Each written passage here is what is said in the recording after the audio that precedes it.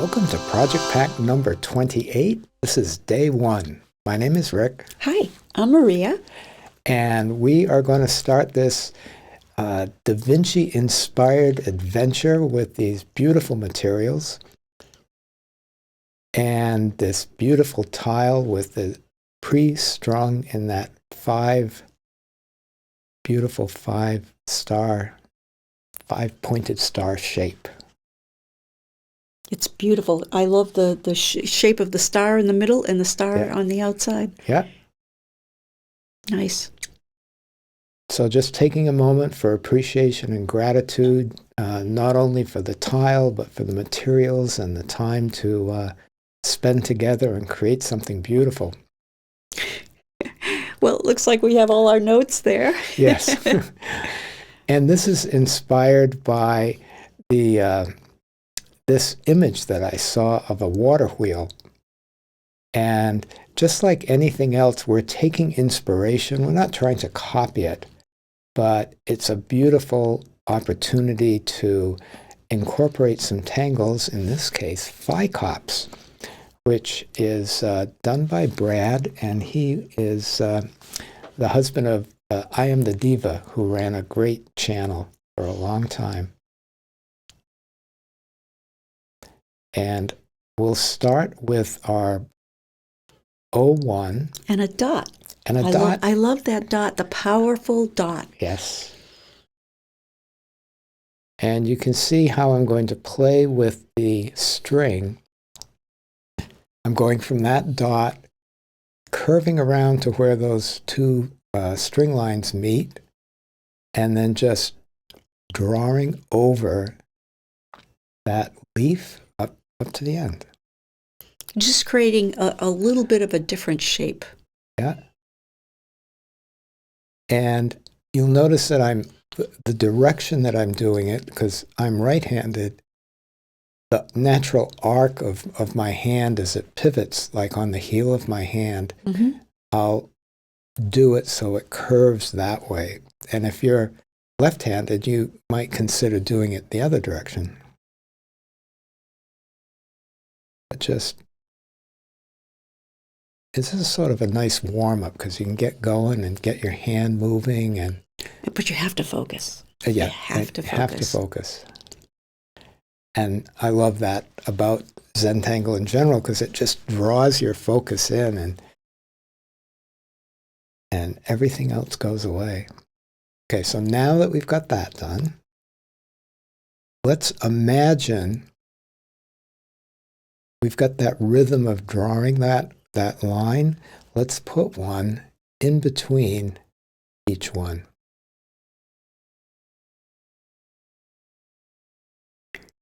Turning your tile each time. And if they're not exact, it'll all work out in the wash here. The wash with the water wheel, yeah. So to speak. Okay, now we're going to see where the brown line crosses the string line. We're going to bring another curve. This is all curves. Let's skip that and just get our rhythm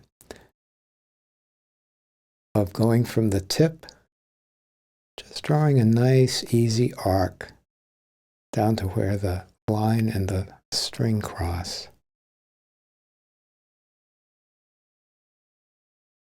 One stroke at a time. And then once we have one more. So that would be 5. Right?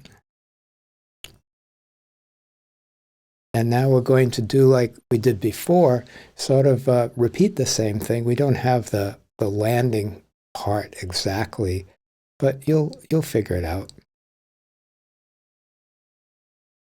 And it will all work.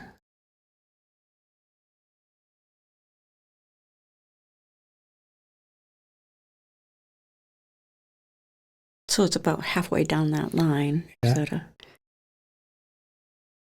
And it's interesting to watch what will happen to the string that's behind there, as we continue to do this, it will be it almost totally disappears. Mm-hmm.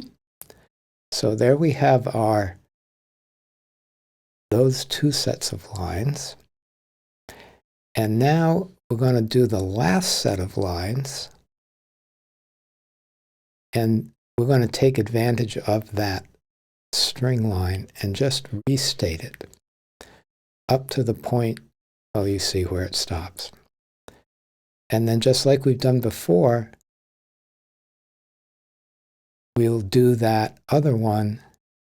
And I'm sort of like indicating that I'm targeting where it meets if it were to go continually through it. It was just a good little guideline there. You could almost see the water dripping in there, right? Moving it around and around.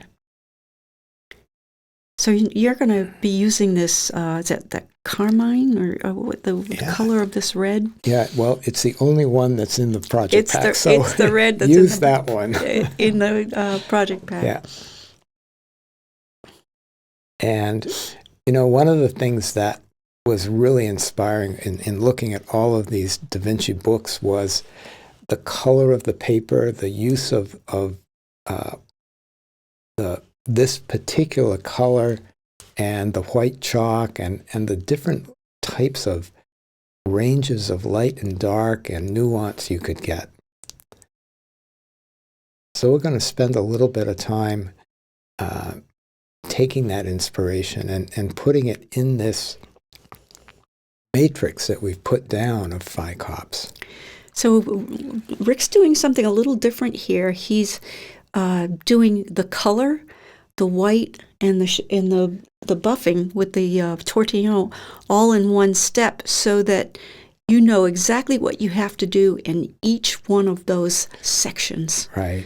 You don't have to worry about anything else. Now you know exactly what to do. And I like using the putting the two different colors down at the same time, because then they really blend nicely, I think. And really just working it in, because it may look like I'm pushing really firmly, and there is a little bit of pressure, but mostly I like the term inviting the chalk into the fibers of the paper. So he's going to do every single one of those the same way. Yeah. Easy peasy, right? Right. And I like doing one of them at the beginning to get a sense of like how it's all going to come together when I do the others. It just shows you that you can do it in different increments on different tiles, the different ways, and it all comes out in the end. Yeah. And just what I like about the way you did that is that you can actually turn the video off and just do it with this quietness and ease of mind, and you can focus on it without looking up at the video screen. Yeah. So that is, I think, a really good advantage of doing it that way. Just adding a little bit more of the white chalk there. That's the thing. You can always like add a little more shading or do a little bit more here or there. And the way I envisioned this, or was inspired, is that I'm thinking that part inside, so to speak, is where it's going to catch all the water from the water wheel, and those are like nested in each other. So we'll add a little bit of shading there. And as we often say, shading, in the way we approach shading, is that it's part of the pattern.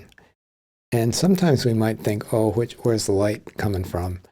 But in this case, and in many cases, it's like, okay, this is part of the pattern, and we're just going to repeat it all the way around all of these elements. All the same, but there would never be a light source that would light it like that. Right. So think of and we say this all the time, shading in Zentangle is a totally different art form than shading in reality. And you can use shading deliberately to enhance something by shading the areas around it or moving it into the background by adding graphite on it. And of course, the whole essence of shading is that it only works when there's parts not shaded. Right.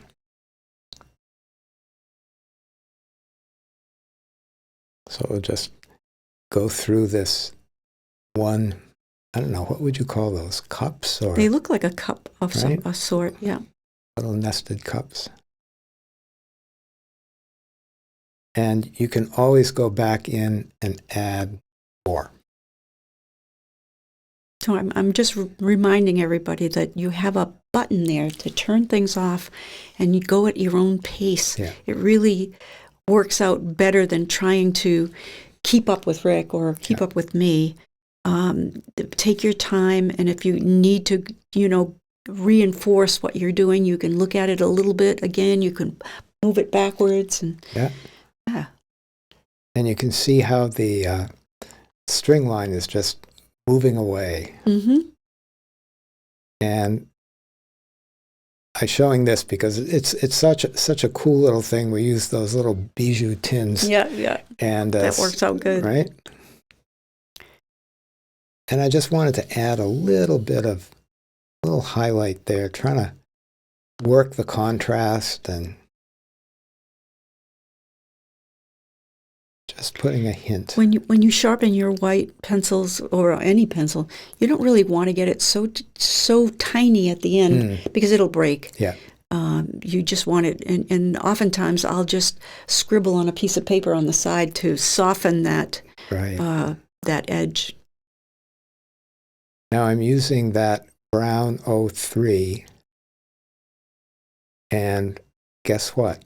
We're going to put an aura all around this. And I really like the use of aura in itself, but particularly if we're going to put another tangle next to each other. You can always, butt them up, touching each other. But for the contrast and what's almost like mortar between bricks, there's a little bit of a gap there. And aura is great for that. And you'll see how we use that.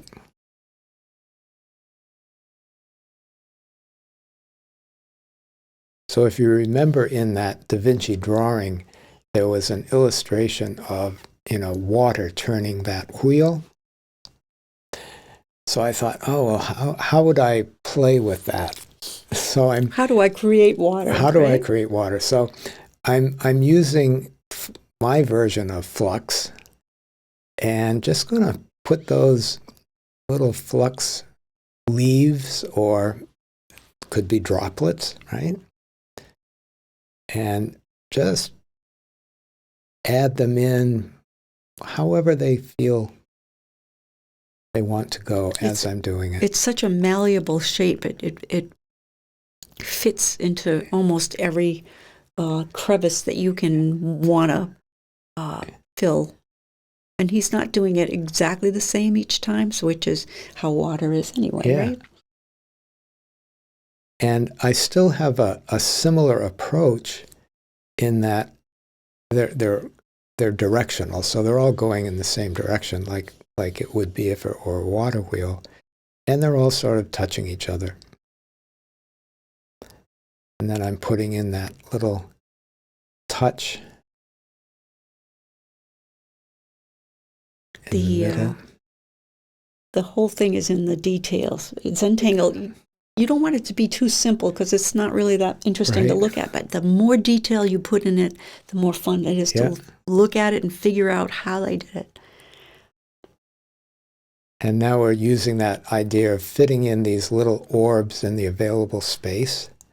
And maybe these are bubbles in the water in this iteration. Rick has a very good imagination. Yeah, I do. That I do.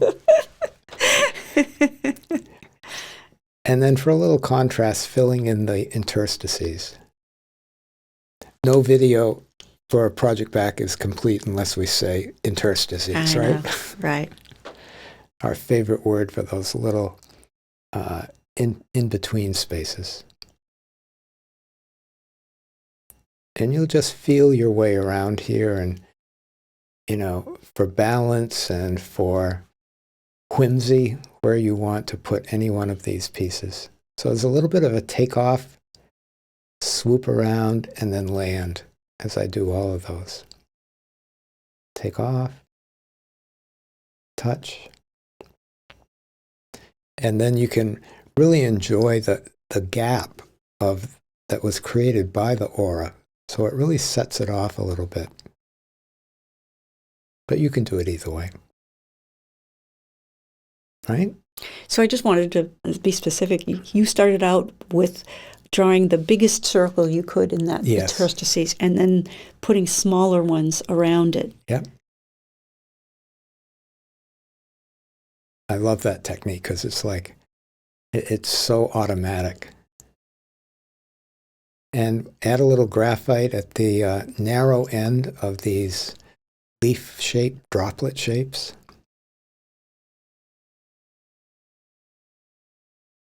Don't need much because the tortillon will just pull it out. It's really fun using the tortillon because it's like, okay, it's just these globs there. But look what happens. Really beautiful. And again, it works when you leave a little unshaded. And I'm also using the graphite that's on the tortillon just to touch the bubbles and push them into the background a bit.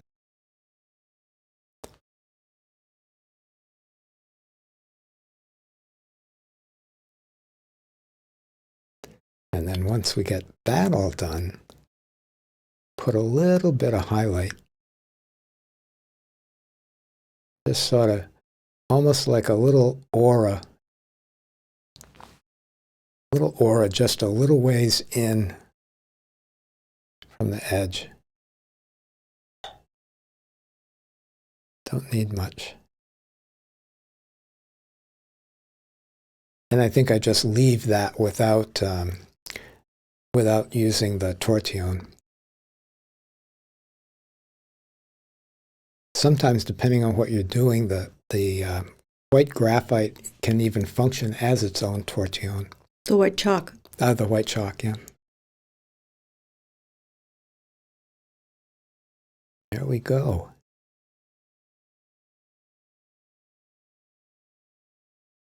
A fully functional Zentangle water wheel. I like it. I like it. Or a pinwheel. Or a pinwheel. It would catch the wind. Yeah, it does look like that. Yeah. So I'll just find a place to put my chop in there. I was thinking after I did all this, because Da Vinci wrote backwards, I should have done my chop backwards. Well, what a missed opportunity. I was going to do some writing backwards too, but... Well, and you can't really do your M backwards. That's true. Or the T. Or the T, yeah, right? So this was fun. And thanks for starting out this project pack with this. See, there it goes. It works. Yeah. Awesome. So we look forward to seeing your water wheels turning. Yeah. And we will see you tomorrow. See you later. Bye for now. Bye.